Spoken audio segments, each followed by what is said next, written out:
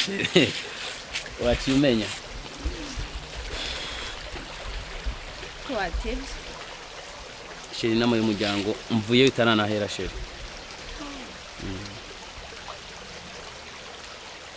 Shiri.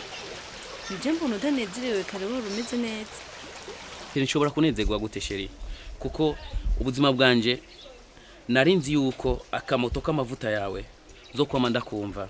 Sheri nanizi yuko parfait wisiga nzokwama ndayumva izokwama impotera. Narinzi ko amaso yanje atawundi mukobwa zo kwigira abona atari wowe gusa. Amaboko yanje narinzi ko atawundi mukobwa zo kwigira akora ko atari wowe gusa sheri. Sheri gushika n'ubu sindagutahura uko ushaka kuvuga iki. Sheri uraza kuntahura sheri. Ndafise umubabaro mu mutima muri jewe kuko ngiye gutakaza ikintu gikomeye cyane. Iki rero sheri? Sheri inama y'umuryango sheri. Sheri twakoranye. Sheri bambwiye neza. Sheri bambwiye yuko ngo nakuningene mu cyumba sheri. Ngo nakuningene je no ufata Bibiliya nkagenda ku rushengero gusenga. Ngo nawo gacu ufata ikorowani ugacuja ku musigiti sheri. Ngo nakuningene byo shoboka ngo je mu nzu nkafata ingoma nkakubita. Utora umukeka ngo mazi nawo usase usenge. Ngo aho hantu idini zibiri ni nk'amavuta n'amazi ntibijana sheri. Kwambwiye yuko kuko uri umumizimani naje ndumuporoto yuko tudashobora kubana vrama. Ivyo ni ibintu bisanzwe kuba ndi umumizima nawe uri umukristo ni ibintu bisanzwe. Sheri urukundo si dini. Sheri ego uri umumizima nawe uri umuporoti sico kintu nobona ko cyotuma dutandukana kuko tugiye kuraba ati benshi bazotwana kuko basangiye idini. Sheri ho twarana bakiya gose kwijana. Urukundo ntirurabivyo. Tugiye mu rukundo ko umwese azokundana n'ujanye n'idini giwe ivyo onya usanga bibaho gake. Sheri urukundo nuko twe tukundana tugakundana neza nimba dutwaranye ukanyimera ko genda gusenga mu idini wanje azoba ari vyiza. Sheri byo je ndavyumva bebe. Ndavyumva kandi cyane. Muga mama yambwiye ngo nkaranko mukanda gutwaye wewe. Ngo ntazo kwigera kanyaga kuri mariage yacu. Ngo ntazo kwigeraza n'umuswari mwe kundaba ngo yoca mvuma ngo nce ndamuvira no mu bana. Please none ndagutwaye je sheri nkagutwara wewe. Mama gaca mvuma nkagutwara wewe. Nkavyara abana bakaza barambaza ati bibi ari hehe. Nibabone bibi wabo umvugo rukundo rwacu. Go barushingiye ku kisheri. Sheri nta kibazo ntajo hako okwankana n'umuryango ukaguta kubera jewe nta kibazo. Reka kuko numvirazi ko batabikeneye hako dukora ikintu kizopfumwa n'abavyeyi kigira iki kabasi twihangana umwe wese afati inzira yiwe gusa.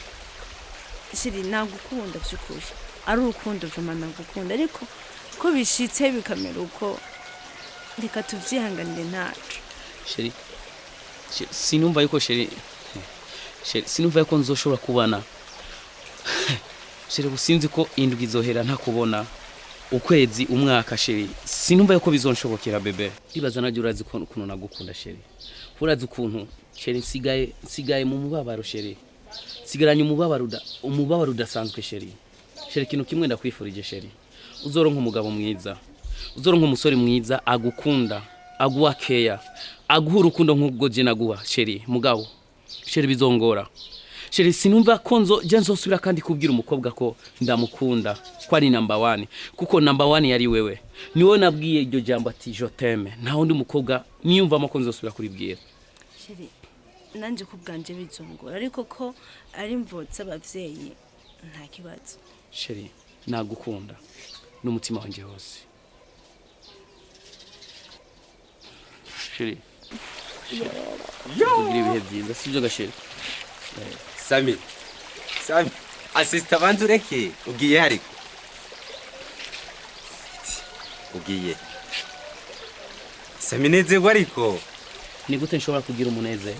Ni gute nshobora kunezerwa umunezero wanje murawutwaye umunezero wanje mama na papa barawuntandukanije ni gute nshobora kunezera umva Sami ndakubwira iki gishasha sawa naje byari byambabaje ariko hariya mu nama twarimwo papa na mama barabagondoje yuko nimba wewe wamukunze nawe akagukunda yuko idini ridashobora kugira ikubatandukanya kandi mama na papa bavyemeye mama yemeye iyi bavyemeye mama na papa none umva bemeye bavuze yuko ivyo byo gushima byari vyakera aho bagushimira umugeni ariko iyo wishimiye mama ubu yemeye ko ku bugeni bwanje biko yoza yavyemeye